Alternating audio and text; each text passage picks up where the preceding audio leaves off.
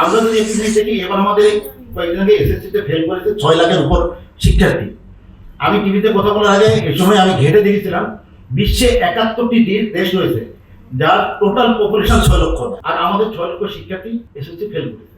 তো এটা নিয়ে সরকারের কমিশন গঠন বা এটা নিয়ে সরকারের কোনো চিন্তা নেই, যেটা তারা করে নাই। শুধু ওনারা কিছু সংস্কার কমিশনের টোটাল কাজগুলো ছিল, কিছু সাংবিধানিক প্রতিষ্ঠানের নিয়ম কিভাবে হবে বা সংস্কার কিভাবে হবে এবং সংবিধানের সংস্কার কিভাবে হবে, গরিব মানুষের স্বাস্থ্যের উন্নয়ন কিভাবে হবে, দরিদ্রতার হার বেড়ে যাচ্ছে এটি কিভাবে হবে, আমেরিকা যে ট্যারিফ দিচ্ছে এই বিজনেস কিভাবে হবে।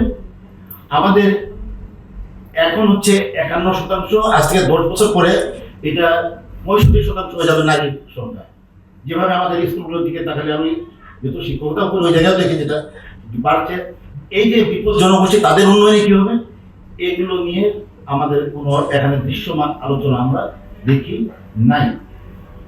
পরবর্তীতে নারী সংস্কার কমিশন, স্বাস্থ্য নিয়ে কমিশন গঠন হলেও বাংলাদেশের প্রধান যে অংশটি, যেখানে 40 মিলিয়ন শিক্ষার্থী, শিক্ষক ও কর্মচারী মিলে প্রায় 2 মিলিয়ন, এই অংশটি নিয়ে এখনো পর্যন্ত কোথাও গুণাফের কোনো আলাপও হয় না যে এটি করতে হচ্ছে। আলাদা কমিটি যেটা কনসালটেটিভ একটি গ্রুপ করা হয়েছিল ডক্টর লিডারশিপে, সেটা কোনো কমিশনে একটি গ্রুপ করেছিল, তাদেরকে মুসলিম এবং নন ফর্মাল এবং ইয়েতে দেওয়া হয়েছে। কিন্তু এটার জন্য যে সার্বিক শিক্ষা, যেটা সবচেয়ে বড় অংশ, সেটি হয়নি। নারী সংস্কার কমিশন নিয়ে যেটি বলতে চাই, নারী সংস্কার কমিশনের সিদ্ধান্ত কিন্তু আমরা দেই নাই, গভর্নমেন্টই দিয়েছিল এবং গভর্নমেন্টই এটিকে তৈরি করেছিলেন এবং যে রিপোর্টটি দেওয়া হলো সেটিও আমাদের সরকার প্রধান বেশ সাদরে গ্রহণ করেছিল।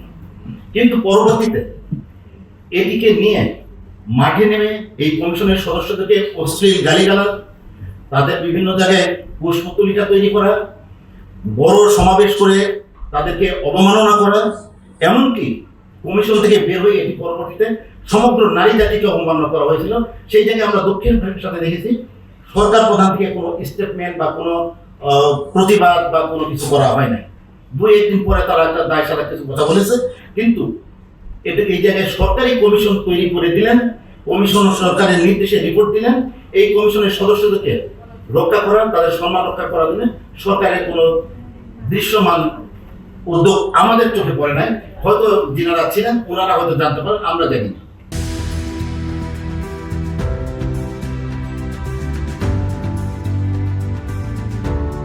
এখন আমরা এই জায়গা থেকে আজকে মিটিং এর মাধ্যমে কতগুলো দাবি নিয়ে এসেছি। কমিশনগুলো তাদের নিজস্ব বর্গের মধ্যেই সীমাবদ্ধ থেকে স্বল্প পরিসরে আলোচনা করে প্রতিবেদনগুলো তৈরি করেছে। সুতরাং জাতীয় ঐক্যমত কমিশনকে অবশ্যই নারী সমাজের সাথে মত বিনিময় করে জুলাই সনদ প্রস্তুত করতে হবে। আমাদের প্রথম দাবি। দ্বিতীয় হচ্ছে ঐক্যমত কমিশনের যে ঐক্যমত কমিশন যেটা সেটাকে প্রস্তুত করতে হবে। আমরা এটা করে দেবো পরে। বৈষম্য বিরোধ, বিচার ও সংস্কার, এই 3টি বিষয় নিয়ে আলোচনা ও অবস্থান হয়।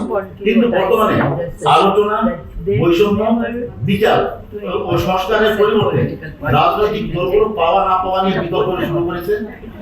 সুতরাং আমাদের দেশব্যাপী ক্যাম্পেইনের মাধ্যমে বৈষম্যমূলক যে সমস্ত উদ্যোগগুলো রয়েছে সেই বৈষম্যের বিরুদ্ধে আমাদেরকে দাঁড়াতে হবে। বিশেষ করে নারী ও শিশুর প্রতি যে বৈষম্য রয়েছে সেই বৈষম্যগুলোকে বিরোধ করার জন্য সরকারকে উদ্যোগ নিতে হবে। নারী প্রতিনিধিত্ব ছাড়া জাতীয় ঐক্যমত কমিশন গঠন একটি চরম বৈষম্যমূলক সিদ্ধান্ত। অবিলম্বে নারী প্রতিনিধিত্ব নিশ্চিত করে নারী সংস্কার কমিশনের সুপারিশ সময় পূর্ণ বিবেচনা করে সরকারের ঐক্যমত কমিশনের চূড়ান্ত রিপোর্টকে দেখতে হবে। নারীর ব্যাপারে কোনো সিদ্ধান্ত নারীদের অন্তর্ভুক্তি ছাড়া যে কোনো সনদ বা নীতিমালা অগ্রহণযোগ্য বলে বিবেচনা করতে হবে। সনদের খসড়ায় যেটি করছে ঐক্যমত কমিশন, নারীদের মতামত উপেক্ষিত হয়েছে, অবিলম্বে খসড়ার একটি পুনঃ আলোচনার ব্যবস্থা করতে হবে নারীদের অংশগ্রহণের মাধ্যমে। আমাদের বিষয় হয়েছে আগের কথাটা চলেছে। অংশগ্রহণমূলক পদ্ধতিতে নারীদের একত্রিত হয়ে নারীর চলমান বৈষম্য দূরীকরণে, নারীকে দক্ষ ও ভবিষ্যতের চ্যালেঞ্জ মোকাবেলা প্রস্তুত করার জন্য লক্ষ্যে দাবি দেওয়া প্রস্তুত করে বিভিন্ন রাজনৈতিক দলের সাথে বসে রাজনৈতিক দলের নির্বাচনী ইশতেহারকে ইনফ্লুয়েন্স করার উদ্যোগ নিতে হবে। আমাদের নারী নেতৃত্বহীন জাতীয় ঐক্যমত্য কমিশন গঠন নারীর অধিকারের অপমান, এজন্য সরকারকে আনুষ্ঠানিকভাবে দুঃখ প্রকাশ করতে হবে।